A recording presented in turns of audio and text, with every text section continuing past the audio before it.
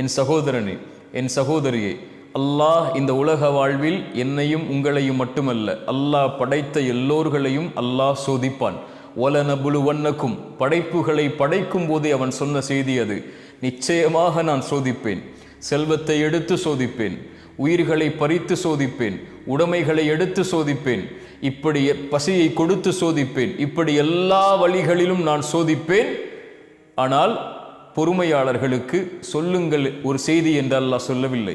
வபஷ்ஷிரிஸ் சாபிரீன், பொறுமையாளர்களுக்கு நல்ல செய்தியை, நற்செய்தியை நபியை சொல்லிவிடுங்கள். என்ன நற்செய்தி? அல்லதீன இதா அஸாபத்துஹும் முஸீபா, அவர்களுக்கு ஏதாவது சோதனை ஏற்பட்டால் அவர்கள் என்ன தெரியுமா சொல்லுவார்கள்? இன்னா லில்லாஹ், நாங்கள் அல்லாஹ்வை சார்ந்தவர்கள். வ இன்னா இலைஹி ராஜிஊன், அவனிடத்தில் தான் நாங்கள் செல்ல இருக்கிறோம். எங்களை படைத்தவன் அவன், எங்களை மரணிக்க செய்பவனும் அவன்தான். அவனுடைய நாட்டத்தை மீறி எங்களுடைய வாழ்வில் எதுவும் நடக்காது. அல்லாஹுடைய தூதர் ஸல்லல்லாஹு அலைஹி வஸல்லம் சொன்ன செய்தி அது.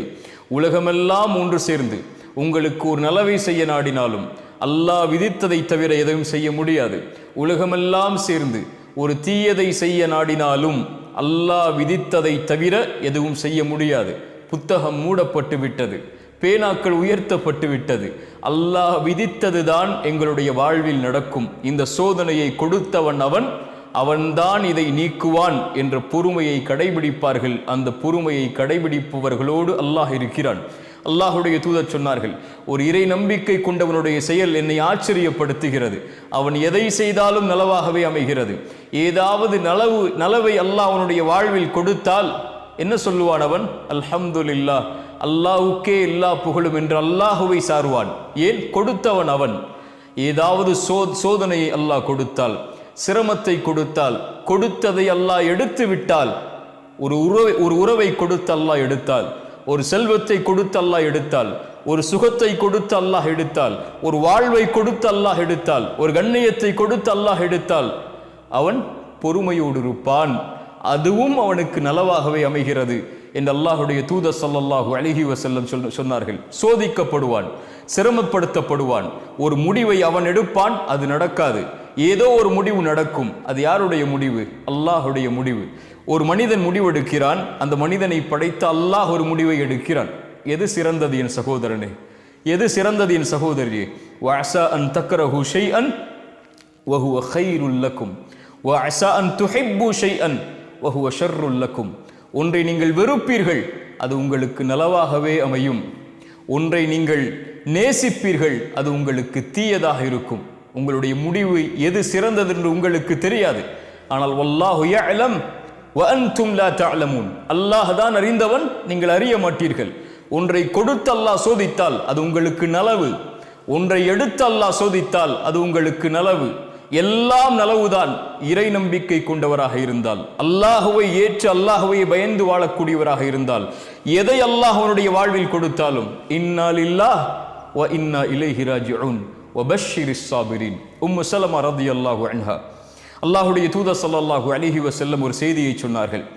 எந்த ஒரு முஸ்லிமை அல்லாஹ் சோதித்தாலும் அவர் சொல்லட்டும் அல்லாஹ் கூறிய வார்த்தையை, இன்னா லில்லாஹி வ இன்னா இலைஹி ராஜிஊன் என்று கூறிவிட்டு ஒரு துஆவை ஓதட்டும். யா அல்லாஹ், இந்த சிரமத்தை என்னுடைய வாழ்விலிருந்து நீக்கிவிடு. இதைவிட சிறந்த ஒன்றை, நீ எடுத்ததை விட சிறந்த ஒன்றை எனக்கு கொடுத்து விடு என்ற துஆவை ஓதுமாறு அல்லாஹுடைய தூதர் ஸல்லல்லாஹு அலைஹி வஸல்லம் சொன்னார்கள். உம்மு ஸலமா, அவங்களுடைய கணவர் அபூ ஸலமா ரலியல்லாஹு அன்ஹு மரணித்து விட்டார்கள். உம்மு ஸலமா அவர்கள் சொன்னார்கள், அபூ ஸலமாவை அல்லாஹ் எடுத்து விட்டான். அபூ ஸலமாவை விட சிறந்தவரையா அல்லாஹ் எனக்கு கொடுக்க போகிறான் இந்த துஆவின் அடிப்படையில் என்று கேட்டார்கள். உம்மு ஸலமா ரலியல்லாஹு அன்ஹா, அவர்களுக்கு அல்லாஹ் யாரை கொடுத்தான்?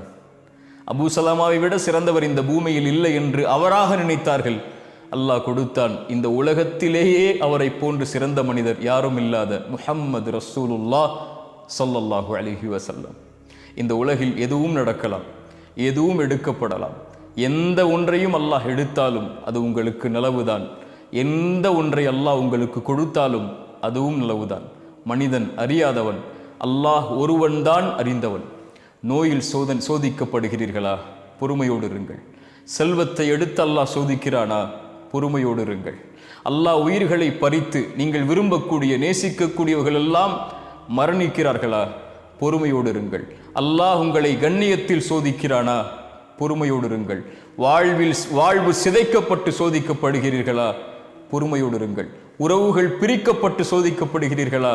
பொறுமையோடு இருங்கள். அல்லாஹ் உங்களை மட்டும் அப்படி சோதிக்கவில்லை. அல்லாஹ் அவனால் தேர்ந்தெடுக்கப்பட்ட நபிமார்களையே நோயால், உறவுகளை பிரித்து, சிரமத்தால், செல்வத்தை கொண்டு உயிர்கள் பிரிக்கப்பட்டு அல்லாஹ் சோதித்திருக்கிறான். குழந்தைகள் இல்லாமல் அல்லாஹ் சோதித்திருக்கிறான். குழந்தைகள் இல்லையா உங்களுடைய வாழ்வில்? பொறுமையோடு இருங்கள்.